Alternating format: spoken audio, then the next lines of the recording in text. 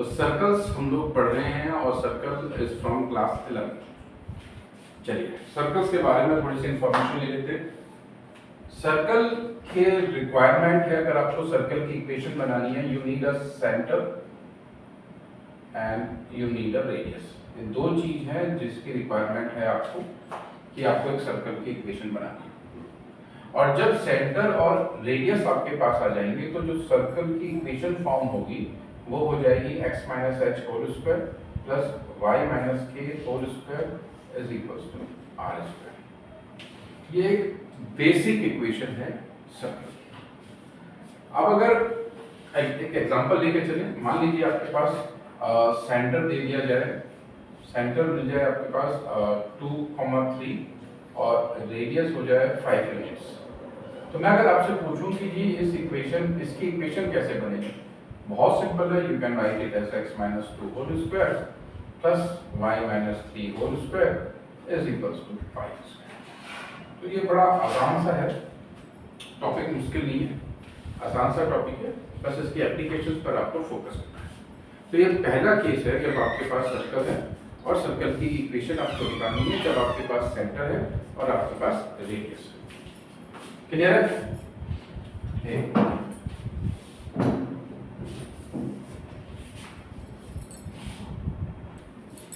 तो अब ये हमारे पास जैसे इक्वेशन आई है x minus 2 whole square plus 5 minus 3 whole square is equal to 5 square. तो this is our equation of a circle with centre 2 3 and radius 5। अब इसमें ना बहुत सारे क्वेश्चंस हैं, आपको सोचने हैं कैसे कैसे करना है। चलिए हम लोग एक क्वेश्चन लेके चलते हैं, एक सेकंड के लिए, एक सेकंड के लिए। अच्छा, उससे पहले एक चीज आपको बता देता हूँ।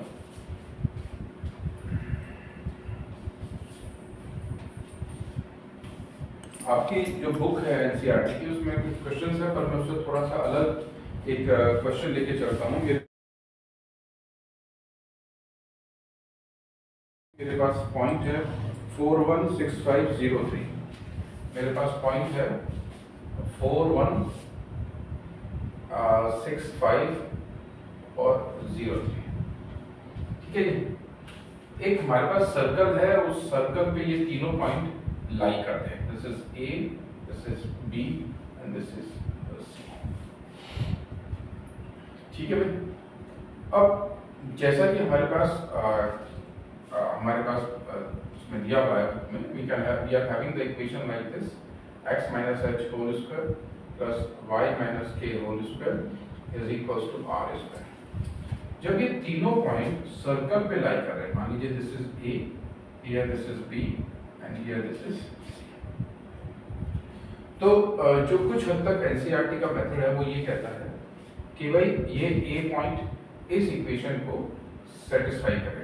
सेटिस्फाई करने का मतलब ये है, here it will be 4 minus h whole square plus 1 minus k whole square is equals to r square.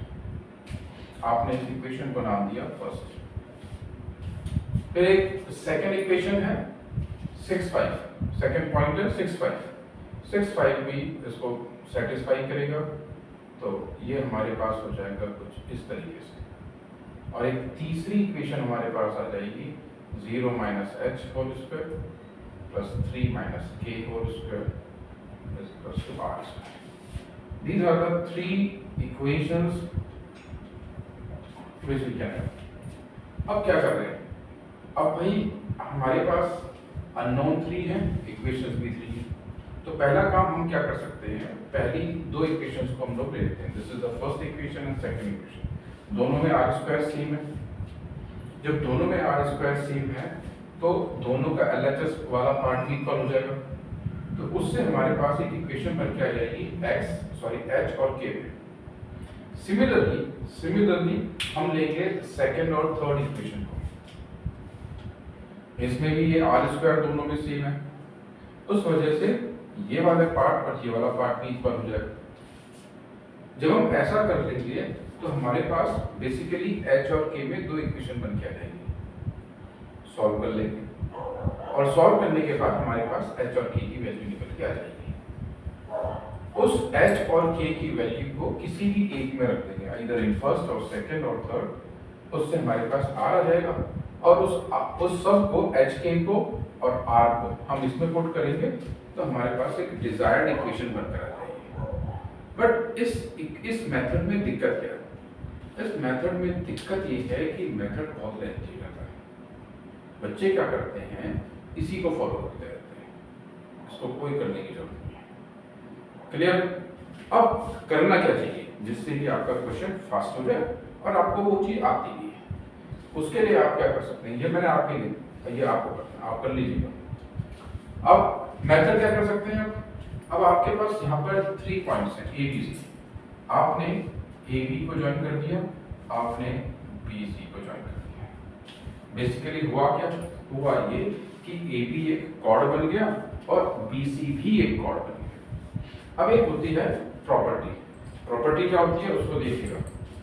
अगर ये कोई सर्कल है और सर्कल का सेंटर है और यहाँ पर कॉर्ड है, एक सर्कल, सर्कल का सेंटर और सर्कल का कॉर्ड, हमें ये पता है कि अगर सेंटर से कोई लाइन आती है और वो इस कॉर्ड के ऊपर होती है परपेंडिकुलर, तो it will bisect the chord. वो कॉर्ड को 2 इक्वल पार्ट में डिवाइड करेगी। इसका मतलब ये वाला पार्ट इस वाले पार्ट के इक्वल है। ऐसा होगा कब? ऐसा उस समय होगा जब सेंटर से जो लाइन आ रही है वो कॉर्ड के ऊपर 90 डिग्रीज पर है। क्लियर हो गया? चलिए, ये बात हमें समझ में आ गई। तो अगर मैं यहाँ पर पहुंचूं और मैं यहाँ से इसका परपेंडिकुलर बाइसेक्टर बनाऊं और यहाँ से इसका बनाऊं, तो सेंटर तो एक ही है और ये दोनों लाइन सेंटर से ही पास होंगी। सेंटर से पास इसलिए होंगी क्योंकि मैंने अभी आपको बताया, ये रीजन है। तो अब करने का मेथड क्या है ये देखिए। This is 4 1, this is 6 5 and this is 0 3। कुछ ऐसे करते हैं। अब अगर परपेंडिकुलर बाइसेक्टर है, ये लाइन का क्या मिड पॉइंट आएगा? इसका आएगा 4 और 6 10, 10 मतलब 5 और 1 और 5 6, उसका मतलब 3। ये तो मिड पॉइंट आया। इनका स्लोप, AB का स्लोप क्या आएगा? स्लोप के लिए आपको पता होता है फॉर्मूला, मैं लिख देता हूँ। x1 y1 अगर एक पॉइंट है और x2 y2 अगर एक दूसरा पॉइंट है, तो इनका जो स्लोप है it will B y2 minus y1 over x2 minus x1। ये स्लोप का फॉर्मूला हो गया। अगर यही पॉइंट हो, इसका मिड पॉइंट निकालना हो, तो x हो जाएगा x1 प्लस x2 ओवर 2 और y हो जाएगा y1 plus y2 over 2 point. तो ये मैंने यहाँ से मिड पॉइंट निकाला। चलिए मैं इसका भी मिड पॉइंट निकाल लेता हूँ। 6 प्लस 0 6 अपॉन 2 इज 3 और दूसरा पॉइंट क्या है? 5 plus 3 is 8 and divided by 2 is 4। ठीक है, चलिए अब स्लोप निकालते हैं AB का। AB का स्लोप निकालेंगे, ये फॉर्मूला लगाएंगे, तो 5 minus 1 is 4, 6 minus 4 is 2, it will give you 2। तो इसका स्लोप आ गया 2। तो इसका स्लोप क्या हो जाएगा? Negative reciprocal. ये सब आपको पता है। सेकंड केस पे चलते हैं। इस लाइन का स्लोप हो जाएगा, दिस इज 5 माइनस 3 इज 2 और 6 माइनस 0 इज 6, 1/3। इसका स्लोप 1/3, तो परपेंडिकुलर का स्लोप इज -3। क्लियर है? आप ना इस सब से बच जाओगे, फ्री हो जाओगे। ये मैं आपको बता रहा हूँ इसलिए थोड़ा सा लंबा हो रहा है, अदरवाइज बहुत आसान है। अब मैं ना काम, इसको नाम दे देता हूँ L1 और इसको नाम दे देता हूँ L2। तो एक सेकंड थोड़ा सा मैं इसको रब कर दूं।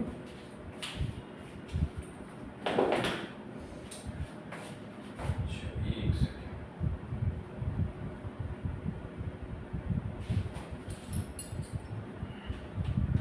हमें इक्वेशन निकालनी है लाइन L1 की। हमारे पास इक्वेशन का formula y minus y1 is equal to mx minus x।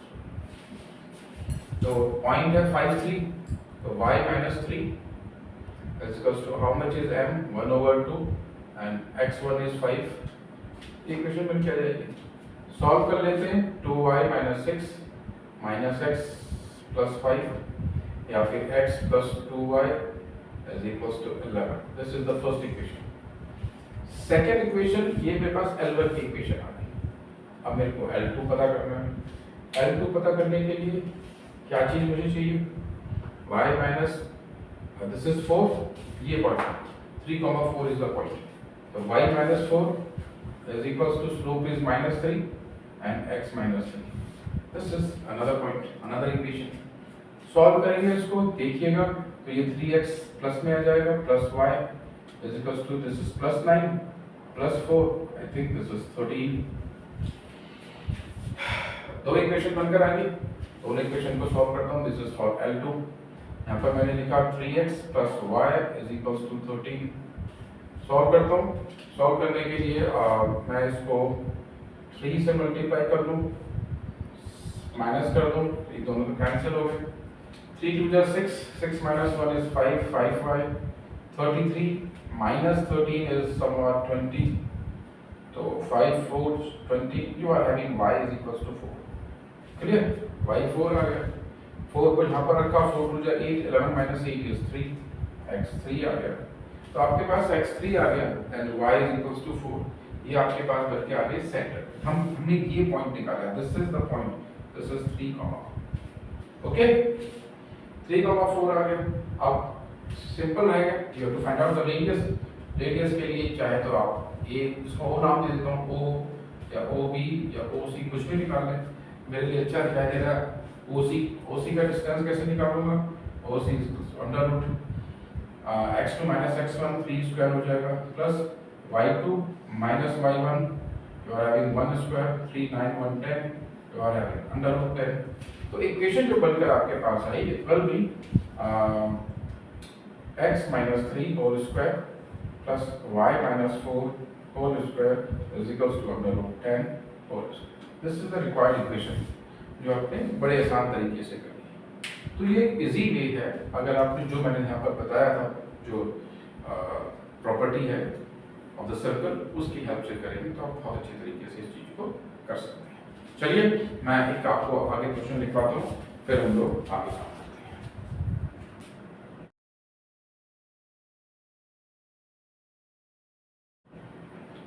देखिए students, the question is the circle x square plus y square minus 2x minus 2y plus 1 equals to 0 is rolled along the positive direction of x-axis and makes one complete roll. Find its equation in new position. तो question समझ में आप लोगों को आ गया होगा. Question ये है और ये कह रहा है कि ये एक्स एक्सिस पर है और एक्स एक्सिस पर होने के बाद में उसको रोल कर दें, एक कंप्लीट रिवॉल्यूशन उसको चक्कर लगवाया एंड आफ्टरवर्ड्स जहां पर उसकी पोजीशन आई है उस पर्टिकुलर केस में we have to find out the equation of a circle. समझाता हूं मैं आपको. देखिए ये सर्कल है. पहले तो मैं क्या करता हूँ, इस सर्कल का पता करता हूँ कि सर्कल का सेंटर क्या है और इस सर्कल का रेडियस क्या है. उससे पहले एक छोटी सी चीज मैं आपको बता देता हूँ, फिर आगे बढ़ेंगे. देखिए एक हमारे पास होती है जनरल इक्वेशन. वो क्या होती है? जनरल इक्वेशन ये कहती है हमसे कि we are having equation in the form of x square plus y square plus 2gx plus 2fy plus c is equals to 0. Clear? This is the general equation of circle. तो पहली चीज इसमें जो आपको ध्यान रखनी है, the coefficient of x square and y square must be 1 plus 1 या फिर दोनों के coefficients must be equal. The coefficient of x square and y square must be equal. अगर इक्वल आ रहे हैं और वो अदर देन 1 है तो हम क्या करेंगे, उसी नंबर से पूरे को डिवाइड करेंगे. यानी कि अगर हमें इक्वेशन बना के रखनी है of the circle, we must have the coefficient of x square and y square as positive 1. पहली कंडीशन.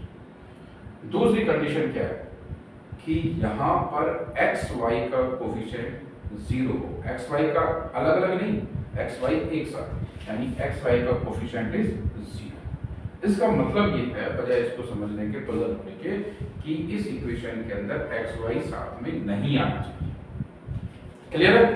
एक्स वाई इसके अंदर नहीं आना चाहिए. तो पहली चीज, coefficient of x square and y square must be 1. यानी कि यहाँ पर जो कोफिशिएंट है एक्स स्क्वायर का ये 1 होना चाहिए, वाई स्क्वायर का 1 होना चाहिए और कहीं पर भी एक्स वाई साथ में नहीं आने चाहिए। ये मिनिमम रिक्वायरमेंट है of a general equation of a circle. दूसरी चीज, अब हमें इसमें निकालना है सेंटर। सेंटर निकालने के लिए आपको करना क्या है, आपको x के कोफिशिएंट को और y के कोफिशिएंट को -2 से डिवाइड करना है। यानी कि अगर मैं इसमें देखूं तो मेरे को 2g को -2 से डिवाइड करना है और 2f को भी -2 से डिवाइड करना है। क्लियर है? तो मेरे पास सेंटर क्या बन के आ जाएगा, सेंटर मेरे पास आ जाएगा -g and this is centre. अब तीसरी चीज विच इज रेडियस। रेडियस पता करने के लिए I am having under root, जो हमारे पास सेंटर आया है उसके कोऑर्डिनेट्स का square g square plus f square, minus की कोई रिक्वायरमेंट नहीं है because we are squaring the numbers, और साथ में माइनस c, जो भी यहाँ पर c आ रहा है उसका ऑपोजिट साइन के साथ माइनस c। आप ऐसे करके इसका ये चीजें पता कर सकते हैं। तो अगर मैं इस केस में आ जाऊं तो यहाँ पर मेरे पास x का कोफिशिएंट -2 है, -2 को -2 से डिवाइड करेंगे, y का कोफिशिएंट भी -2 है, उसे भी -2 से डिवाइड करेंगे। तो मेरे पास सॉल्व होने के बाद I am having 1 as the required centre of this circle. साथ ही साथ अगर मैं इसका रेडियस देखूं तो 1 स्क्वायर प्लस 1 स्क्वायर, ये दोनों 1 माइनस ये वाला 1, तो 1 कैंसिल हो जाएंगे, 1 बचेगा रूट में, you will be having 1, radius भी 1 आया, centre 1 1 as well as the radius is 1 1। तो अगर मैं देखूं यहाँ पर तो 1 1 और सेंटर के हिसाब से चलूं तो मेरे हिसाब से ये सर्कल कुछ ऐसे बन के आएगा। This is the point 1 1। अच्छा एक बार देखा, यहाँ से ये चीज बन के आई, इसका मतलब रेडियस इज 1, यहाँ से भी हमें पता पड़ रहा है। क्लियर है? हमें जो इमेज पिक्चर की जो पिक्चर बन के आ रही है उससे भी पता पड़ रहा है। अब हो क्या है, हो ये रहा है कि जो सर्कल है उसको हम रोल ऑन कर दें, उसको घुमा दें। ठीक है, जब उसको घुमाते हैं तो ये सर्कल हमारा आगे पहुंच जाता है। क्लियर है? एक सेकंड,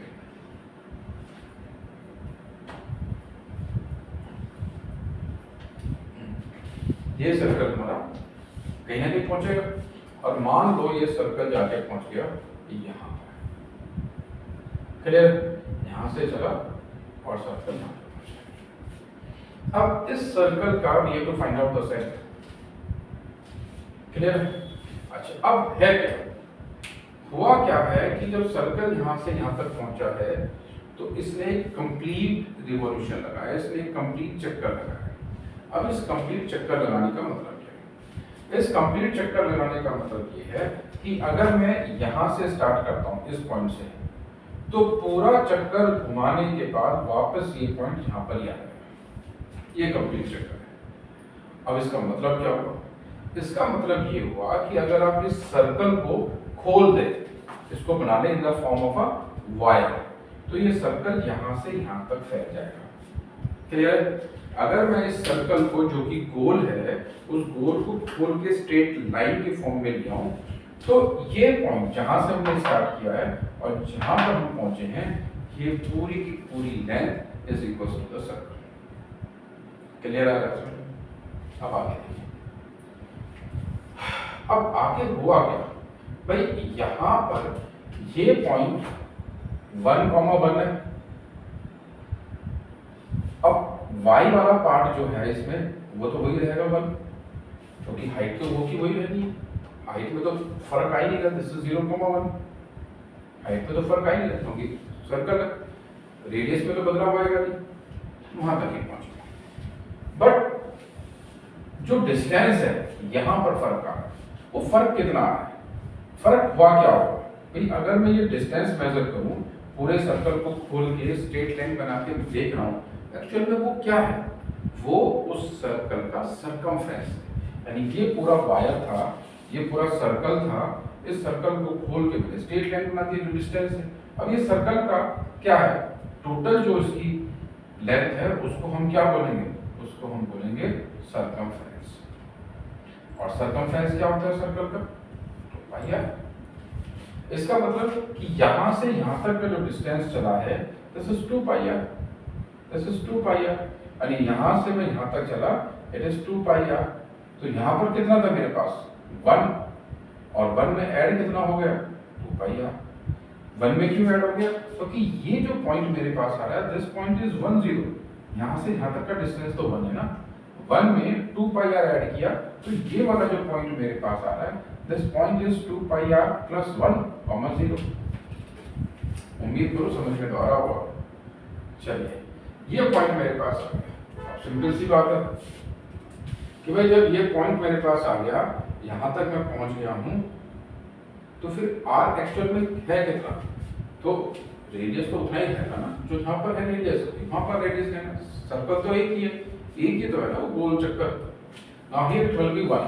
तो अगर मैं देखूं तो ये पॉइंट कितना हो जाएगा, it is 2 pi into 1 plus 1 comma 1, और अच्छे से लिख लूंगा 2 pi plus 1 comma 1, this is the centre, this is the centre of this circle. तो इस सर्कल के लिए मेरे पास जो इक्वेशन बन के आएगी x minus 2 pi minus 1 whole square, this is h, plus y minus 1 whole square is k, और तीसरी तरफ रेडियस इज 1 स्क्वायर, और simply we can write it as 1। तो इस तरीके से आप इस क्वेश्चन को कर सकते हैं। उम्मीद करता हूं कि आप लोगों को ये क्वेश्चन काफी बेहतर मेथड से समझ में आ गया हो, कोई दिक्कत नहीं आएगी। चलिए इसी बात पे एक क्वेश्चन और करते हैं।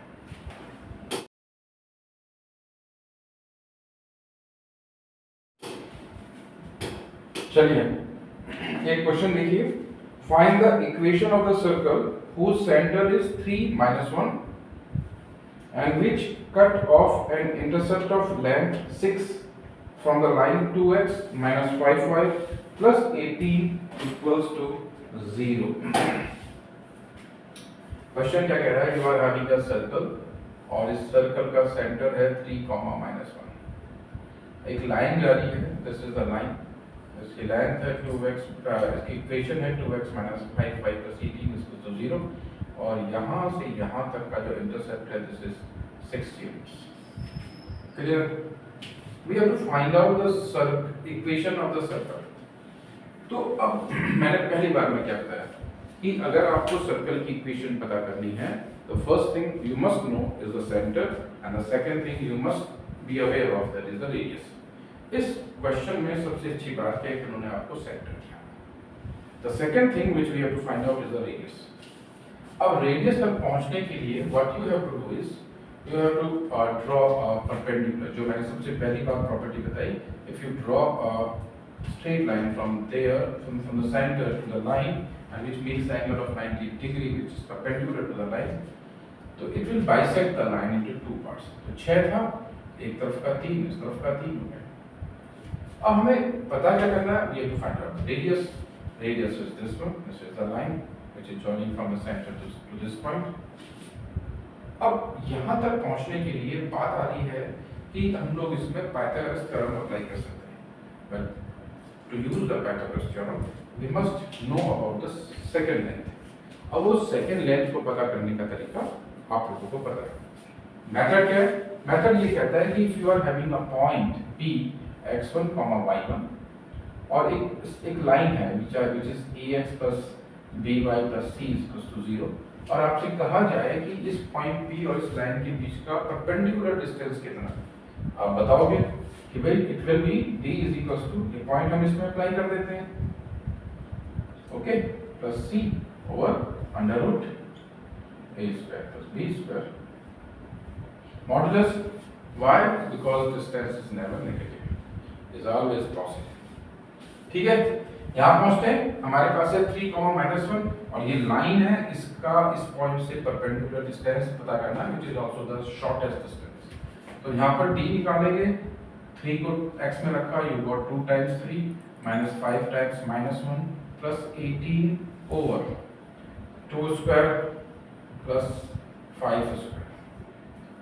Clear, you are having 6 plus 5 plus 18 over 4, 25 plus 29।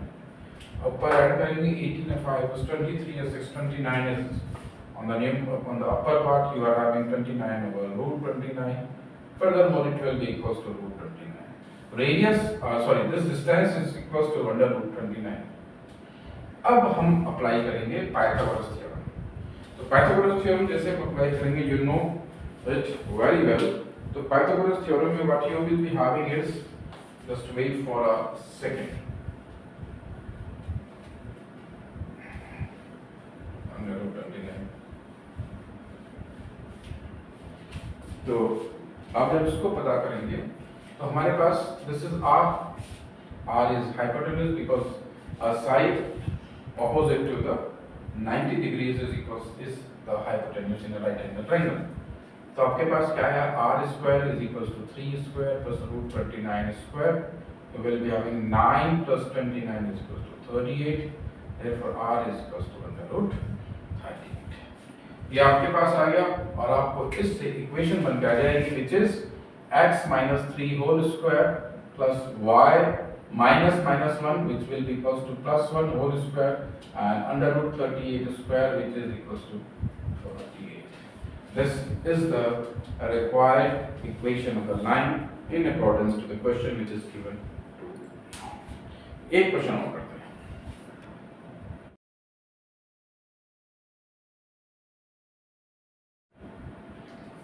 You are having a question as a circle has radius 3 units and its center lies on the line y equals to x minus 1.